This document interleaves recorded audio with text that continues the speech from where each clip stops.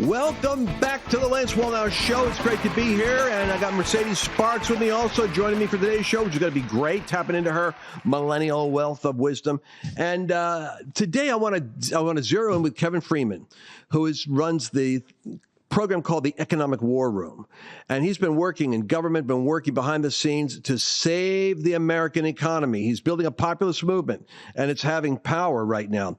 He talks about gold and about silver, about the role of the CBDC, the digital currency, how it's designed to claw away from you the ability to be independent from the government so that you don't have cash. You have to be literally digitally authorized to spend your money. It's a far bigger threat than people realize. We're going to go into that. We're going to look at the Great Reset and how it ties into the World Economic Forum, the great corporations that all have a global agenda to crush all autonomy and bring everyone into something like the Book of Revelation calls, a system where you can't buy or sell without cooperating with them. But God controls the timing.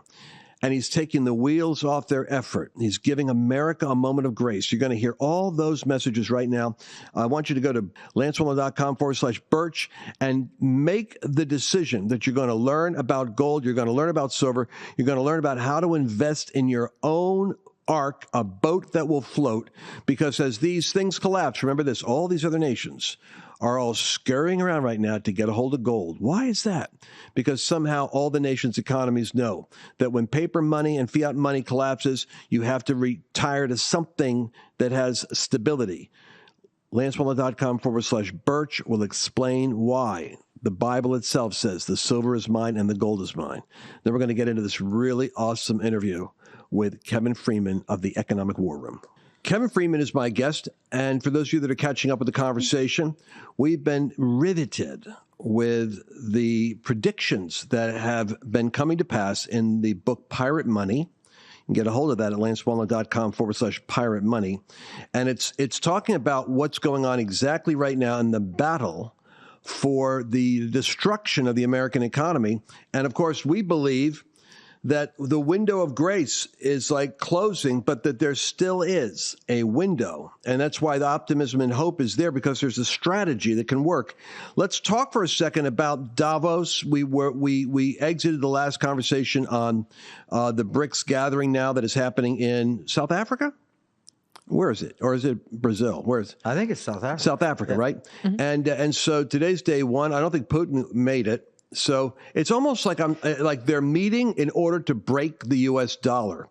But ironically, Biden and the administration, at a moment of ultimate vulnerability in China, where their real estate market is completely imploding and they're scrambling, it looks like America's discussing bailing out China. Can you explain to me, in what universe does the enemy that is trying to collapse your currency get a life raft to help them sustain themselves so they could do it better next time? In the universe where we have a laptop that explains that the Biden crime family has been paid millions of dollars by the Chinese, the Ukrainians, and so forth. And that's watching the Sunday talk shows to where the left-leaning media has to admit that Trump was right. They even used the word Trump was right. I paused it and rewatched it several times. Man, what Trump was right because the Biden family has been receiving millions of dollars. They are all compromised. This has been a part of, Peter Schweitzer talks about the elite capture in all of his books.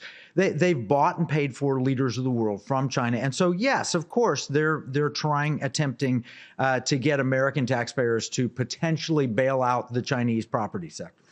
By the way, I just want to put somebody to rest here. Mitch McConnell's wife, is she tied into the multi-billion-dollar classes in China and shipping and all that and trade? According to Peter Schweitzer, yes. That's where I got it, Peter Schweitzer. Okay, so just wanted to make my connection there. All right, now, so Davos, tell me how in the Game of Thrones, I've got China over here, the dragon, wants to control everybody, but has to cozy up with all the other nations, do their one belt, one road deal, which is far like RFK Jr. I got to admit, He says China's using their money and their influence right. They're building relationships with global economies by talking about how we're going to help you while they're bleeding them dry. The U.S. goes in with sanction use. We punish them like we did with Russia. We'll cut you off. And every nation sees how we use our economic power to impose our woke, filthy agenda on the Middle East. You bet the Saudis want to get rid of the United States. And it's not, they don't mind the petro money. They don't mind the dollar deal. They don't like our woke culture being forced down their throats. So I'm curious about your thoughts. Where does Davos fit in the Game of Thrones? Well, number one, George Soros said the greatest impediment to the New World Order is the United States of America. So they want to bring us down so the elites from all nations can rule all the rest of us, serfs and peasants.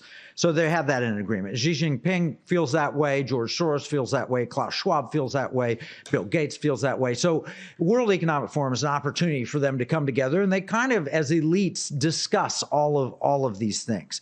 Now, they hate America for a lot of reasons, and we've given them good reasons. In 1971, the French held their gold in the United States, and they took our paper in exchange for it, and they showed up with our paper in 1971. Charles de Gaulle says, I want to get my gold out, and Nixon closed the gold window and said, no more, we're no longer a gold-backed currency. Up to that moment, the Federal Reserve was required to hold 40% of all the paper we produced in the form of gold that could be exchanged. I'm not sure that they did.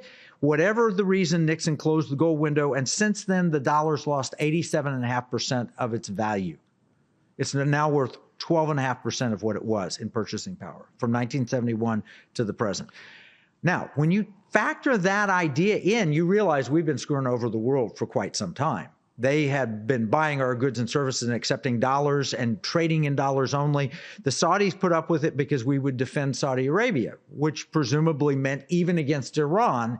And in the Trump administration, he actually went against Iran, went pro-Saudi, and then did the Abraham Accords to bring the Middle East together. But the Biden administration, like its predecessor, the Obama administration, was very pro-Iran. And so now the Saudis have said, wait a minute, I'm not sure we can trust America any longer to protect us. And the purchasing power of the money you give us is diminishing on a regular basis. And the Chinese are offering us a better deal. They want us to sell them oil in yuan, which is what. And if your only problem there, Saudis, is you're worried about Iran, well, let's broker the deal with the two of you. So what was missed in our diplomatic discussions in the news, our propaganda outlets, is China became the new Trump in the Middle East. That's and true. They brought Saudi Arabia and Iran together to the table to say, like Don Corleone with the Barzinis and everyone else says, can't we just get along and do business? And they decided, yeah, we could do business together. So Iran said, we'll get along with you. And what a shocking piece. So if you are, for my charismatic crowd out there, that is like all gaga for Israel, which is great for me. I'm a part Ashkenazi Jew. But the reality is everybody focuses on Israel and doesn't realize the Biden administration is in the business of destroying the peace that was set up in the fragile and beautiful alliance that Donald Trump achieved. And they're doing it because of their policies. They're even exasperating the ability of Israel to be able to have peace in its own region by insisting on Palestinian causes, classic leftist, communist type Obama stuff. They want them to start making deals with the Palestinians, who are sworn enemies of Israel's peace. No question. And all of this is to the detriment of the United States. Back to Davos, though. So what's the game here for Klaus? It's world elites running everything and putting all the rest of us in serfs, so that by 2030 you will own nothing and you'll be happy. You'll rent everything. It is the serf class. With the government digital currency? That's the purpose of the government digital currency. It's the purpose of the farm plans. It's the purpose of the Green New Deal. It's the purpose of all electric vehicles. It's the purpose of everything being proposed by the far left. Goes back. It's a type of Marxism that goes back to where Karl Marx says, hey, look, I live in a serf system and I'm not a ruling elite. Wouldn't it be great if I could be? How do I get there? And he created an economic system to get him on top. And that's what Klaus Schwab and all, they want to rule the world, and all the rest of us work for them. What's the greatest enemy to their agenda, in your opinion? the greatest enemy is individual liberty. If you believe that you have a right, it's the gospel to believe that God can love you as an individual. He doesn't love you because you're a race. He doesn't love you because you're a gender. He doesn't love you because you're a part of a class or system. He loves you as an individual, and you can have a personal relationship with him. That is the greatest enemy. And America is the second greatest enemy because America teaches individual liberty, private property rights, the opportunity to make decisions and choice and determine your own future. That's why America is so hated.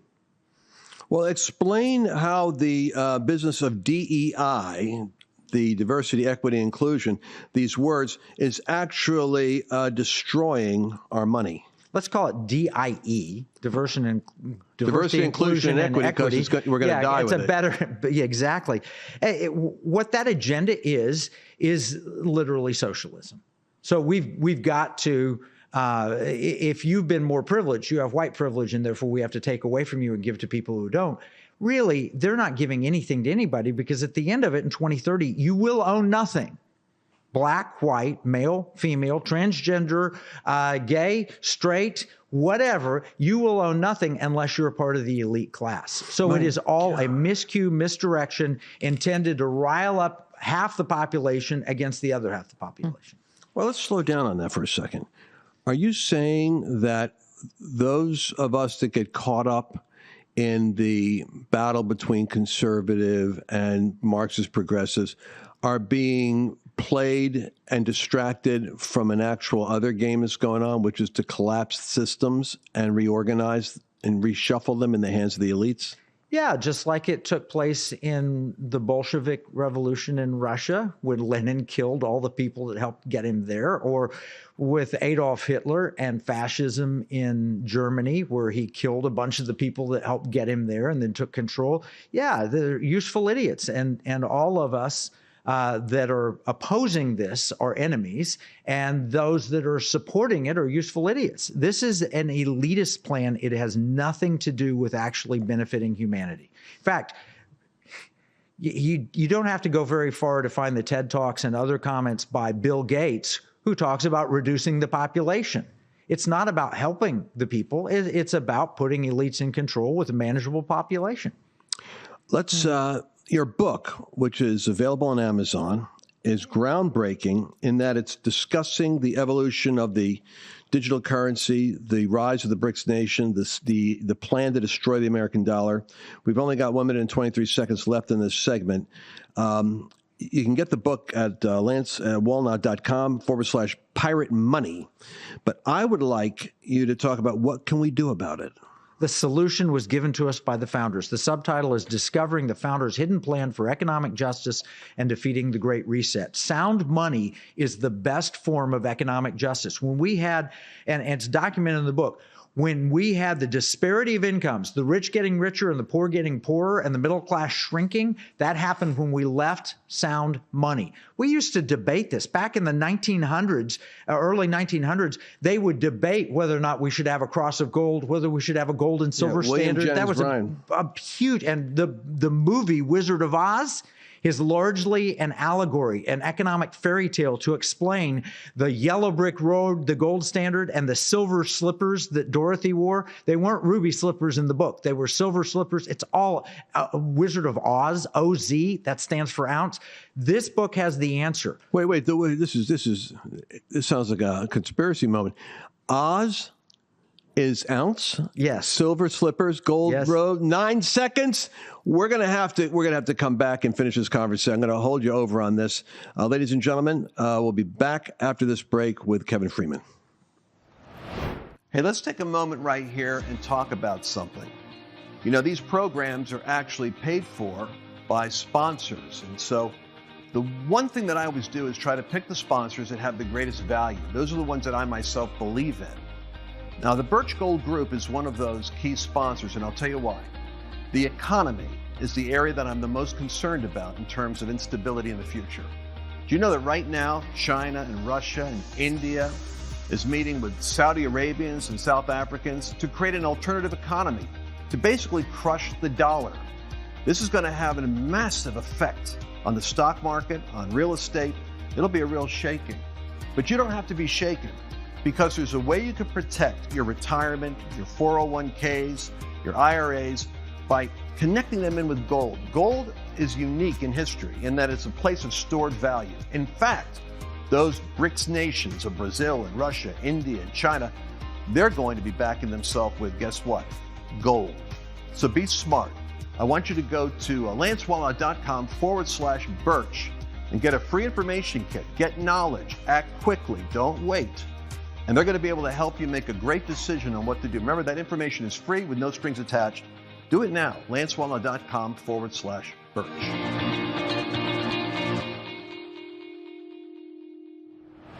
Well, we're traveling right now down the yellow brick road with Silver Slippers with Kevin Freeman, and this has been written actually in economic journals regarding the symbolism and behind the story of the Wizard of Oz. We were doing a break, we just decided we got to tell everybody what this is. Once again, break it out for us. So we got the Silver Slippers is silver, the gold, and follow the yellow brick road, it's gold, and the Emerald City. What was that? Greenbacks, money, paper money. And it's the Wizard of OZ, capital O, capital Z, period, which is the abbreviation for ounce. Now, in 1900, this would be common dinner table conversation. Should we be crucified on a cross of gold, or should we have a bimetal system? There wasn't any discussion of whether it should be unbacked fiat paper money with the Federal Reserve. In the election of 1900, William Jennings Bryan ran on this issue. A lot of people believe that the cowardly lion from the Wizard of Oz represents William Jennings Bryan. Let me at him. I'll fight him. Also, you had the Tin Man. That was the factory worker. You had the Scarecrow representing the farmer. You had Dorothy and her dog Toto, which was a common term for teetotalers, or the Toto movement.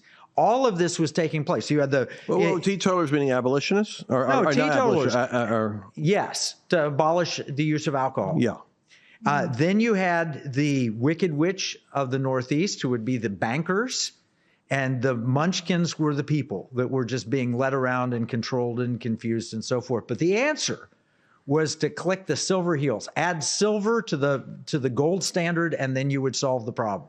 Now, I can get into the detail, and I do in Pirate Money, on whether or not that was actually what L. Frank Baum meant, and whether or not you actually have to have a bimetal standard, which I believe you do in the Constitution. Bimetal means silver and gold. Silver and gold. And the problem that you have, and you get into the economic weeds on this, but if you have silver and gold at a preset valuation, then you run into Gresham's law, which says bad money drives out good money. People would spend the silver and hold on to the gold if they got out of whack.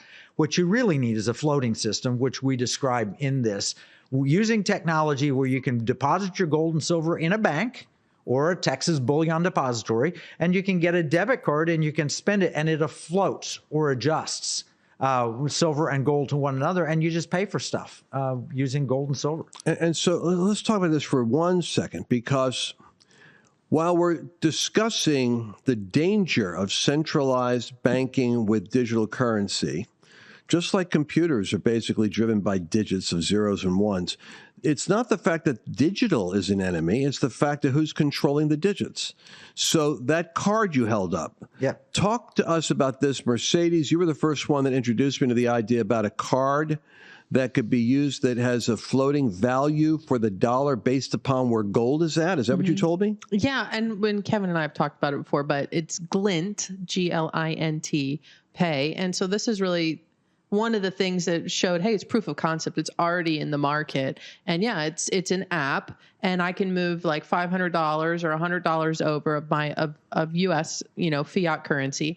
And then I can purchase gold or silver with it. And then you can actually link it to a MasterCard and spend it like at a coffee shop or wherever you want to spend it. Now it's taxed differently, which Kevin will kind of explain all that. But yeah, it's proof of concept. It's already in the marketplace. And Jason Cousins, the founder of Glint, called me. Really? Out of the blue, and said, I want to talk to you about this. He said, the most exciting thing I've seen anywhere in the world, and the only place that gets it. And we quote Jason in the book Private Money. He's promoting this book, by the way. He said, y'all get it. Very few people. So while I was working on the legislative side, he went and built the technology to make it possible. Now it's lacking actual monetary status.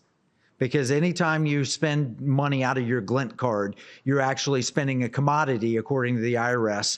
And it's going to be, so if you buy gold at $2,000 an ounce and it goes to $5,000 an ounce and you spend it, you owe a capital gain on all of that.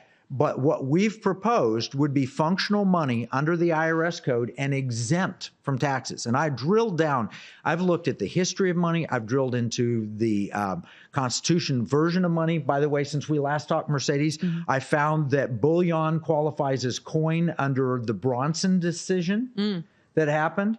And so it's all in the book. And I also even have a Hepburn versus Griswold decision, which was an important decision because Katharine Hepburn got really mad at Chevy Chase. You know, Griswold. Anyway, and that was whether fiat money was constitutional or unconstitutional. And then it got overturned.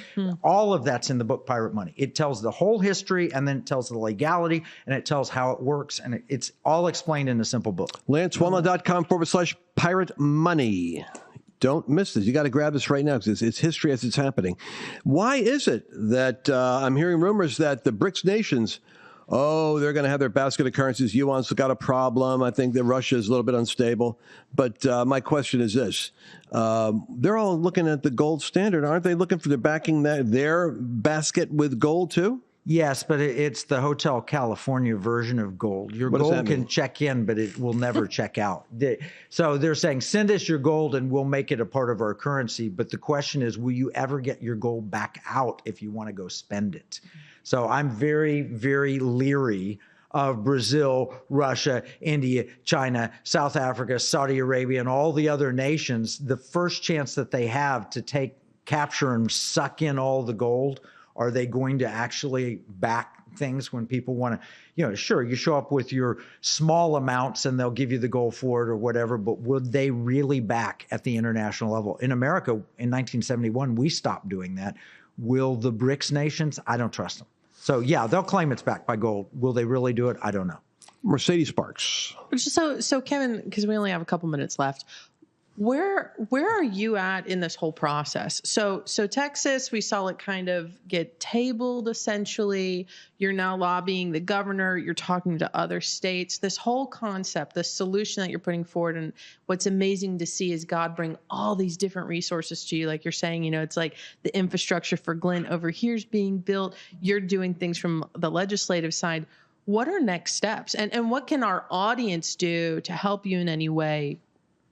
Well, give us the update. First, go to lancewallnau.com/pirate money and buy the book because it explains everything that we're talking about in detail. And I think it's fun and easy to read. I don't think it's a difficult read. It's delightful. The second thing, though, is we need a grassroots demand for this. This can absolutely happen if we come together and say, this is what I want. We had 2.8 million email sent to the Texas legislature. We have a friend, Art Alley of Timothy Plan, called up Sarah Huckabee Sanders and said, Governor Sanders, you need to do this in Arkansas. Well, my friend Jason Raper was a state senator there. We have the National Association of Christian Legislatures. I'm speaking to the State Financial Officers Foundation, which has Marlo Oaks as the treasurer of Utah, who says, I want to do this in Utah.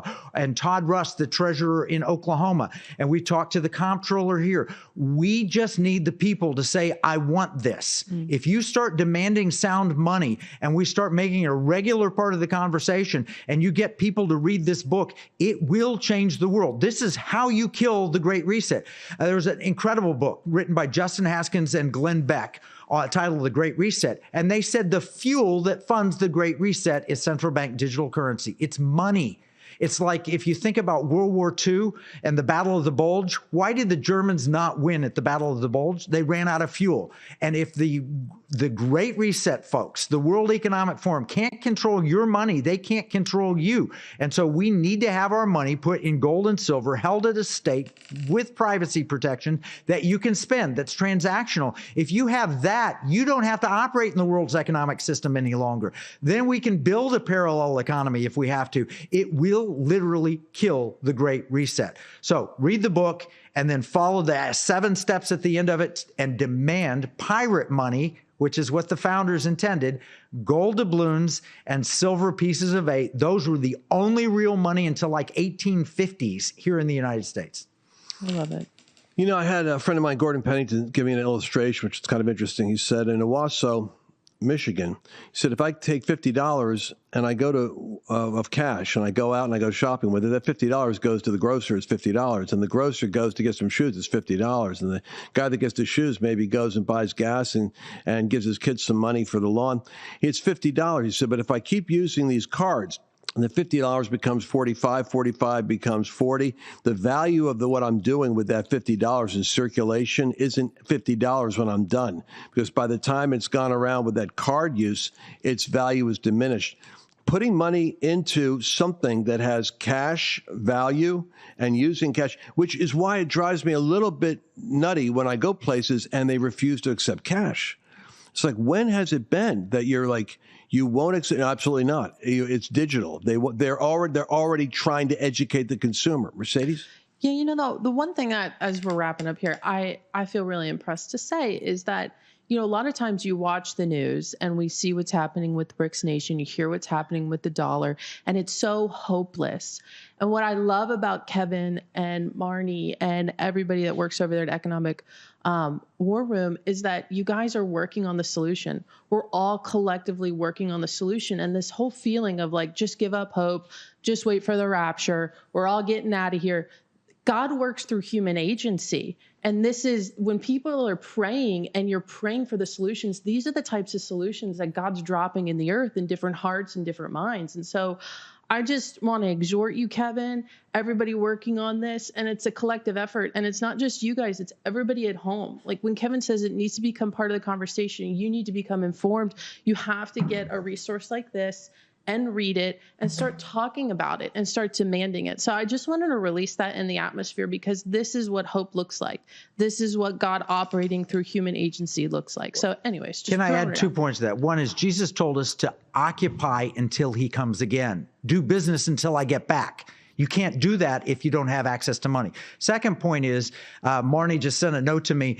We're having a legislator session at Liberty Hawk Ranch, September 19th through 21st. If you are a state legislator or a state financial officer and you want to learn how to do this, come out. We'll cover all the ground costs. All we have to have is you have to properly register. We'd have, you have to meet certain criteria, but we will cover all your ground costs. If you get there 19th through 21st, September 19th through 21st in Argyle, Texas, and we will explain and meet with all the other state treasurers and legislators, because this is a groundswell movement. This will change the world. This is the way, the silver bullet to kill the Great Reset, or gold bullet. And the same way that Target and Budweiser have been impacted, the same way that Virginia, Governor Youngkin got in by the parents rising up against the establishment, the school system, and Terry McAuliffe saying, trust the government and the educators to run your children. That's our responsibility.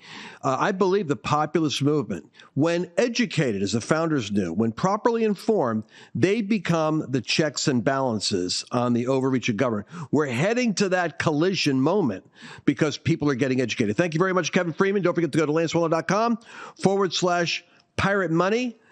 This is a fascinating read, and we'll see you again in our next broadcast. Did you enjoy this latest episode? Please remember to share it with your friends, because the more knowledge you have, the better equipped you are to navigate the world.